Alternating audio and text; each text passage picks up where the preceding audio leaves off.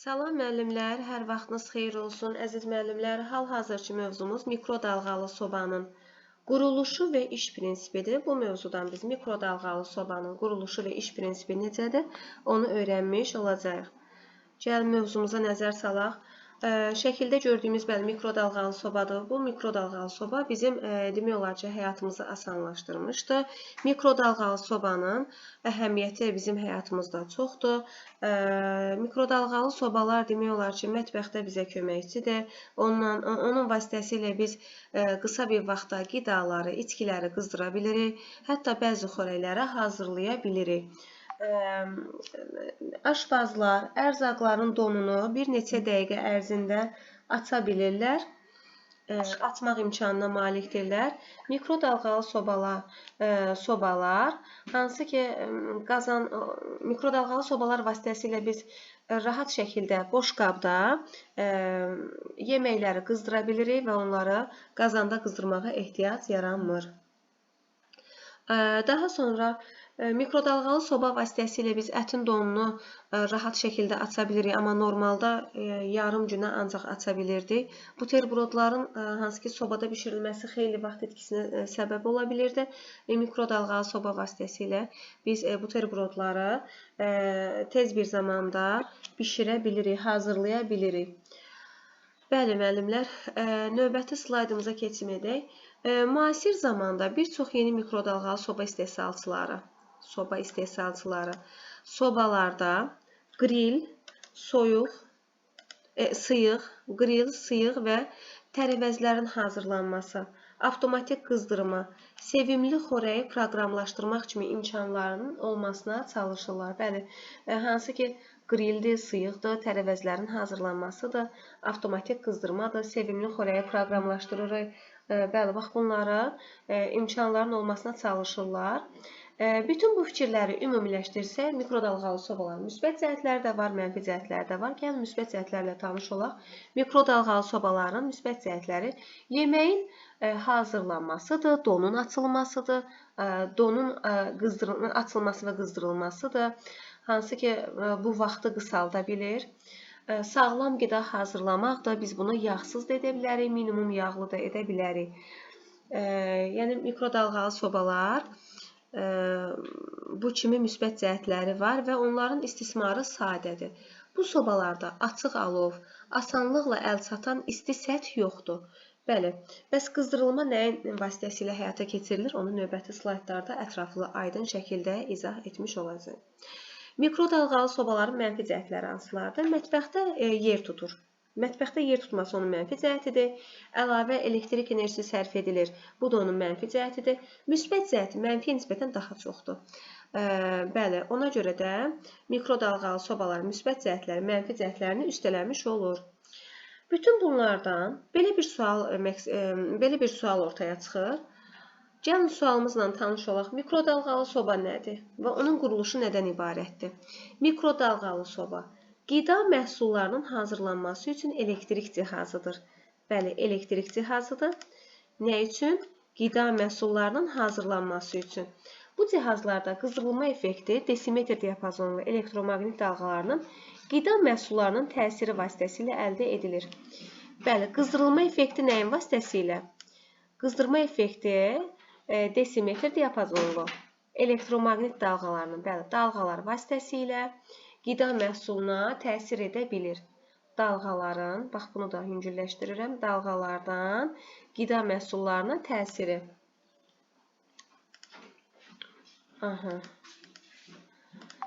Daha sonra bundan başqa mikrodalğalı sobanın digər adı da YTŞ sobasıdır, yəni yüksək mikrodalğalı şüalanma, yüksək tezlikli şüalanma. YTŞ dedik ki, yüksək mikrodalğalı şüalanma. Məişət mikrodalğalı sobalarda tezliyi 2450 mikrohertz olan mikrodalğalı sobalardan istifadə edilir. Nə qədərdir? 2450. YTŞ nə idi? Yüksək mikrodalğalı şüalanma, yəni yüksək tezlikli şüalanma, belə də deyə bilərik. Mikrodalğalı sobalarda belə tezliyin qurulması radarların və digər qurğuların işinə maneə yaratmamaq üçün xüsusi dövlətlər arası razılaşmalarla təsis edilmişdir. təsis edilmişdir. Dedi ki, tezliyin qurulması radarların və digər qurğuların işinə maneə yaratmamaq üçün xüsusi dövlətlər arası razılaşmalarla təsis edilmişdir. Gəlin mikrodalğalı sobanın daxili ilə tanış olaq ilk öncə. Deməli, bir metal kamera. Bəli, metal kameradır. Bir metal kamera. Baxın, söhbət buradan gedir. Kiçik qapı, bəli, kiçik qapı. Fırlanan stol, bəli, fırlanan stol. Bunun fırlanması nəticəsində hər tərəfli şüa toxunur ona. 4. Magnetron. Magnetron, bəli, magnetron budur. Transformator, bəli, transformator. Bunların hər birini öyrənəcəyik nə üçün idi. Dalğa verən, 6. Dalğa verən. Dalğa verən qısa məsafələrə elektromaqnit dalğa ötürən borudur. Bəli, boru dalğa verir. Deməli, dalğa verən dedik ki, nədir? Qısa məsafələrə elektromaqnit dalğa ötürür. Kondensator 7. Bəli, bax, bu kondensatordur. Bu dalğa verəndir. Kondensatorla dalğa verən birləşib burada. Daha sonra 8 idarə etmə paneli. Bəli, idarə etmə paneli. Neyinirik? Biz mikrodalğalı sobanı idarə etmiş oluruq. İdarə etmə paneli vasitəsilə. 9 ötürücü. Ötürücü. Bax, burada. Ötürücü. 10 deyircəkli. Bunu silim. Aydın görmüş olaq.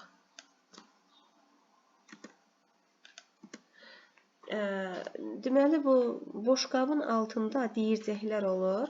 Deyircəkli separator buradan görünmür, amma altından görünür. Deyircəkli separator. 11 işıqlandırma. Bəli, daxilinin işıqlandırması üçün işıqlandırma lampası. 12 ventilyasiya dəlikləri. Bəli, baxın. Ventilyasiya dəlikləri var burada. 13 kiçik qapının kilidi. Kiçik qapının kilidi. Bəli, kiçik qapı buydu. Kiçik qapının kilidi. 13. 14 də anten. 14 anten. Bəli, bu da antendir. 14 anten. Bir də baxaq mı müəllimlər?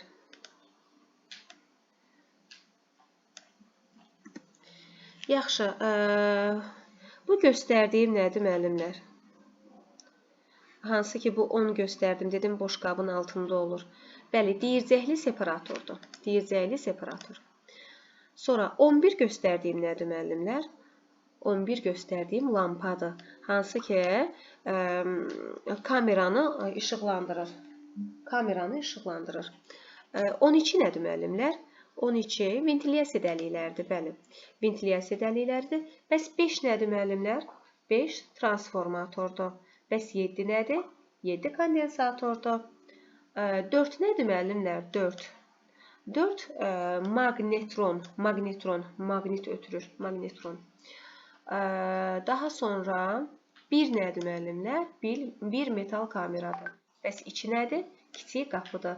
13 nədir? Kiçik qapının hansı ki kilidi idi. Kiçik qapının kilidi idi. 6 nədir müəllimlər? 6. 6 dalğa verəndir. Bəs dalğa verən nə üçün idi müəllimlər? Hansı ki elektromaqnit dalğalarını qısa məsafələrə ötürürdü. 3 nə idi müəllimlər? 3. Fırlanan stoldur. Buna boşqab kimidir. Fırlanan stol üstünə boşqabı qoyuruq və başlayır fırlatmağa. Sonra nə qaldı? 8 nə idi müəllimlər? 8 idarə etmə lövhəsi idi. Bəs 9 nə idi? 9 ötürücüdür. Ötürücü. Ötürücü bəs nədir?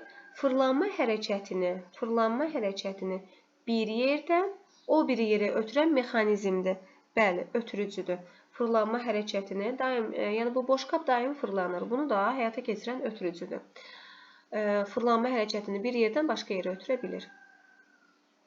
Demək olar ki, yadımdan çıxan, səhv etmirəmsə, olmadı. 5-i dedik də, 5 transformator idi. Bəli, gəlin baxaq müəllimlər. Mikrodalğalı sobanın quruluşu aşağıdakı təsvirdə verilmişdir.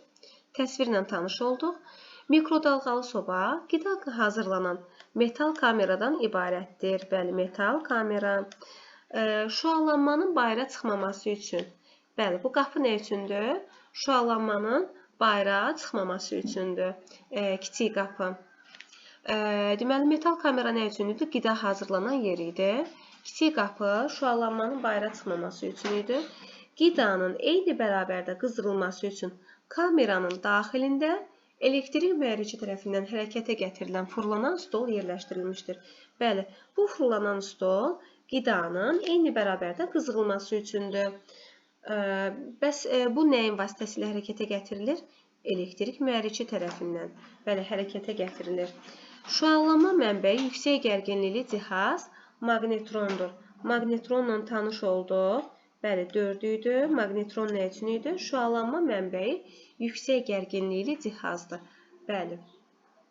Maqnetron közəlmə telinə 3-4 kA-amperə qədər yüksək gərginlik vermək lazımdır. 3-4 kA. Deməli, közəlmə teli hansı idi müəllimlər? Maqnetronun közəlmə telinə 3-4 kA-a qədər yüksək gərginlik vermək lazımdır. Şəbəkədəki gərginlik mənbəyi, maqnetron ilə söhbət bundan gedir də. Şəbəkədəki gərginlik mənbəyi 220 volt. Maqnetrona kifayət etmədiyindən o xüsusi yüksək gərginlikli transformatorla qidalanır. Baxın, hansı ki 220 volt maqnetrona kifayət etmir və bunun üçün biz transformatordan istifadə edirik. Transformatordan istifadə etdik. Elə bilirəm ki, burada çətin bir məqam qalmadı müəllimlər. Bəli. Mikrodalğalı sobada qidanın hazırlanma sürəti bilavasitə maqnetronun generasiya edə biləcəyi gücdən asılıdır. Qidanın hazırlanma sürəti nədən asılı oldu? Maqnetrondan asılı oldu. Maqnetronun generasiya edə biləcəyi gücdən. Bəli, maqnetronun gücündən asılıdır. Hazırda bir çox sobalar, məsələn 200 ml stəkandakı suyu 200 dəqiqə qaynama həddinə çatdıran nominal gücü 700.000 Watt olan maqnetronlara malikdir. Bəli, bunu da diqqətlə baxaq müəllimlər. 200 ml stəkandakı su 200 dəqiqə qaynama həddinə çatdıran nominal gücü nə qədərdir? 700.000 Watt olan maqnetronlara malikdir. Beləliklə, sadə vasitələrlə mikrodalğalı sobaların gücünü qiymətləndirmək olar. Maqnetronu soyutmaq üçün yanında fasiləsiz olaraq ona hava üfürən sərinləşdirici vardır. Bəli, maqnetron budur. Və bunun maqnetronu sərinləşdirmək üçün nə var? Hava üfürən sərinləşdirici var. Sərinləşdirici soba boşluğunu eyni zamanda qızdırmaqla maqnetronla məcburi hava konveksiyası ilə təmin edir. Deməli, sərinləşdirici soba boşluğunu eyni zamanda qızdırmaqla maqnetronla məcburi hava konveksiyası ilə təmin edir. Bu isə məhsulların eyni dərəcədə qızdırılmasına, yəni hazırlanmasına, bişirilməsinə şərait yaradır. Maqnetron tərəfindən hasil edilən mikrodalğalar dalğaverən vasitəsilə sobaya, ərzaqlara verilir. Deməli, dalğaverən, hansı idi dalğaverən? Bax, burada 6 idi. Dalğaverən vasitəsilə sobaya, ərzaqlara nə verilir? Mikrodalğalar.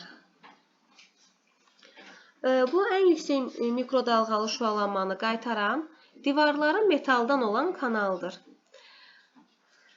Mikrodalğalı sobanın kiçik qapısı. Bəli, qapı haqqında məlumat alaq müəllimlər. Qapının mürəkkəb quruluşu var. O istifadəçini görünüş sahəsi imkanı ilə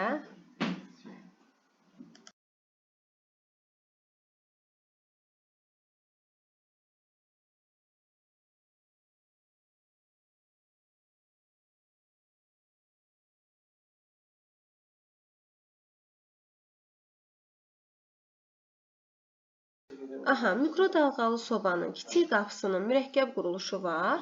O istifadəçini görünüş sahəsi imkanı ilə təmin etməli və mikrodalğaların bayıra çıxmasına imkan verməməlidir. O, şüşə və plastik kütlə lövhələrdən ibarət çox qatlı kiçik qapıdır. Lövhələr arasında deşilmiş metal vərəqdən tor var. Tor, metal mikrodalğaları geriyə, soba boşluğuna əks etdirir.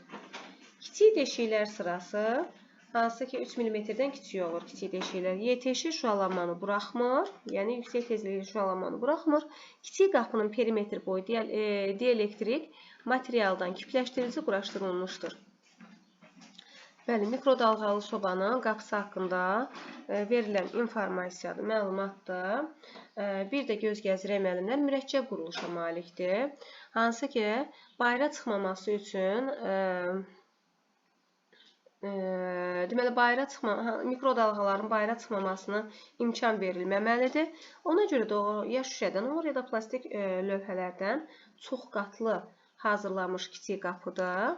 Arasında metal vərəqdən hazırlanmış tor var. Metal vərəq də deşilmiş vəziyyətdədir. Belə deyək, tor metal mikrodalğaları geriyə, yəni sobanın boşluğuna əks etdirir. Daha sonra kiçik deşiklərdə, hansı ki bunlar 3 mm-dən kiçik olurlar, şüalanmanı buraxmırlar. Kiçik qapının perimetri boyu kütləşdirici quraşdırılıb. İdarəetmə panelinə baxaq müəllimlər. İdarəetmə paneli paltaryan maşını analoji olaraq elektromexaniki və sensorlu ola bilir. Bəli, elektromexaniki və sensorlu. Bəli, bu elektromexaniki də ola bilir, sensorlu da ola bilir. Elektromexaniki panel istifadədə sadədir, lakin zaman keçdikcə hərəkətdə olan elementlər çorlana bilir. Bəli, üst səthi gedə bilir, daha sonra qopa bilir, belə deyək. Bundan başqa panel əsasən mikrodalğalı sobaların köhnə modelləri üçün xarakterikdir. Bunlardan fərqli olaraq sensor panelli mikrodalğalı sobalar bir qayda olaraq çox saylı müxtəlif funksiyalara malikdir ki, onlardan çoxu daha faydalıdır. Bəli, bu cihazlar bir qədər bahalıdır, lakin əlavə çəkilən xərclər geniş funksionallıq, davamlılıq və orijinal dizaynla kompensasiya olunur. Belə qənaətə gəldik ki, sensor panelli elektromexanikdən daha yaxşıdır.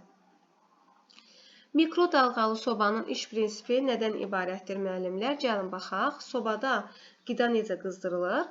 Mikrodalğalı sobanın iş prinsipi dipol yerləşməsinə, yerdəyişməsinə əsaslanır. Dipol yerdəyişməsinə. Qidanı mikroşüaların köməyi ilə qızdırmaq üçün onda dipol molekulların olması lazımdır.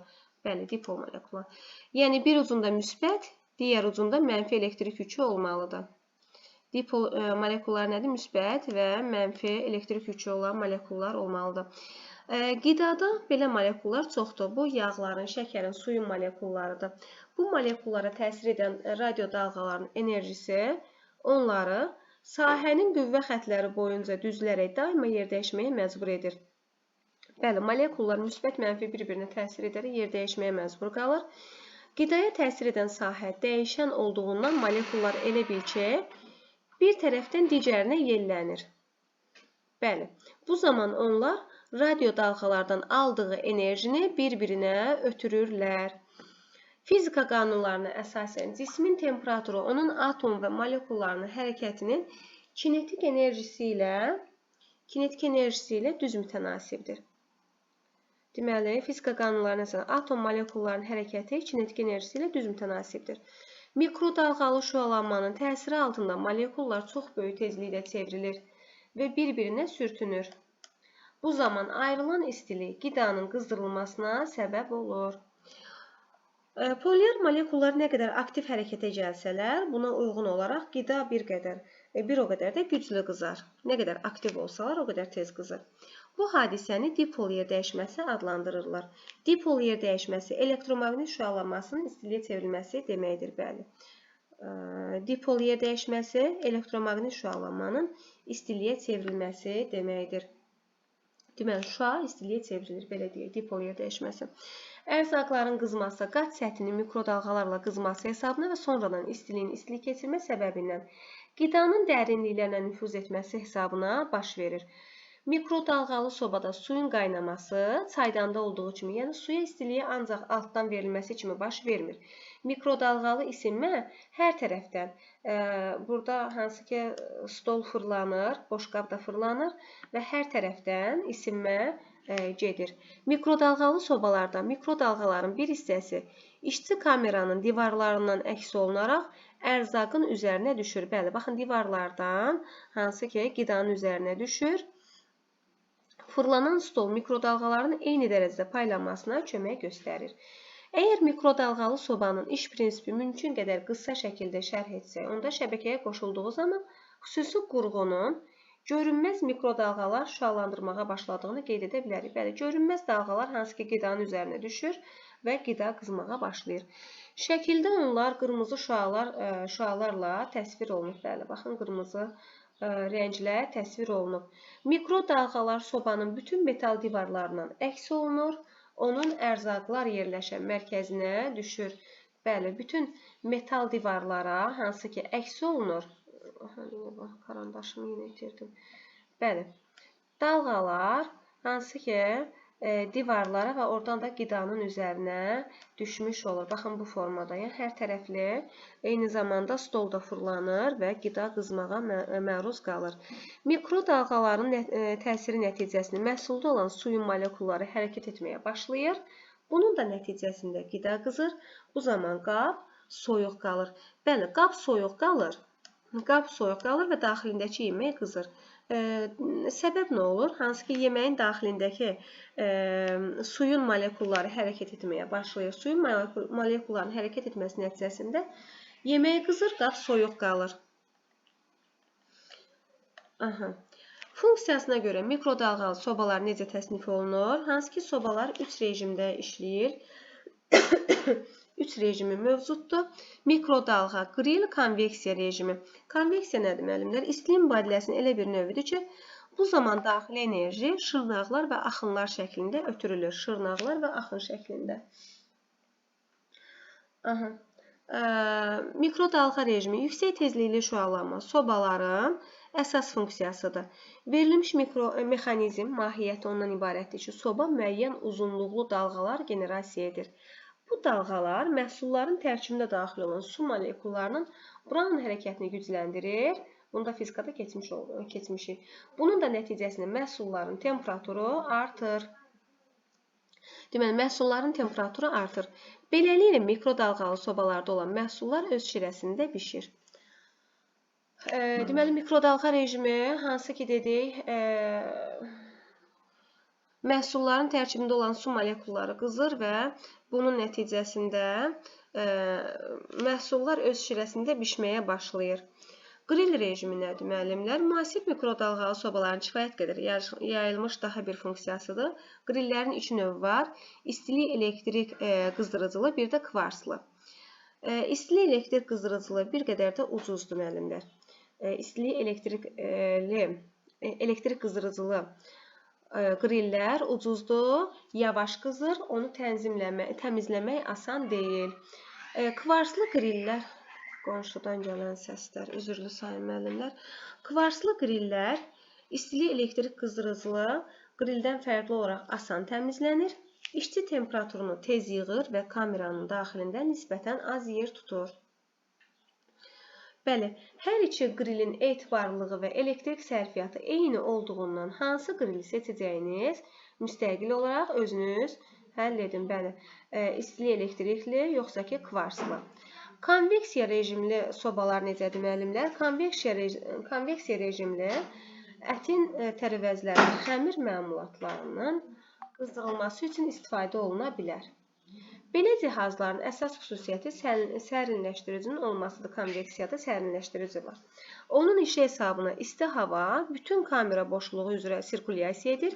Bir qayda olaraq belə cihazları təcrübəli evdar qadınlar əldə edir. Bəli, yadda saxlayın ki, gözəl mikrodalğalı soba almaq üçün bu texnikanın dizaynı mətbəxin ümumi konsepsiyasına uyğun olmalı və harmonik olaraq mövcud mebelə yaraşmalıdır. Təhlükəsizlik qaydaları hansılardır, müəllimlər? Təhlükəsizlik qaydalarına fikir versək, işə başlamazdan əvvəl birləşdirici şnurun saz olmasını yoxlamalıyıq. Mikrodalğalı sobanı quru əllərlə dövrəyə qoşub dövrədən ayıra bilərik. Bu zaman elektrik çəngəlinin gövdəsindən tutmalıyıq, şnurdan yox. İmkan daxilində ən zəif rejimdən istifadə edin. Bu rejimdə şüalanma səviyyəsi minimaldır. Mikrodalğalı sobanı lazım olduqda işə salın. Bir çox xörəkləri adi plitədə və sobada hazırlamaq daha rahatdır. İşi qurtardıqdan sonra cihazı söndürməliyik. Belə müəllimlər, mövzumuz bu qədər. Allah zeyin açıqlığı versin. Ümidvaram ki, izahı bəyəndiniz.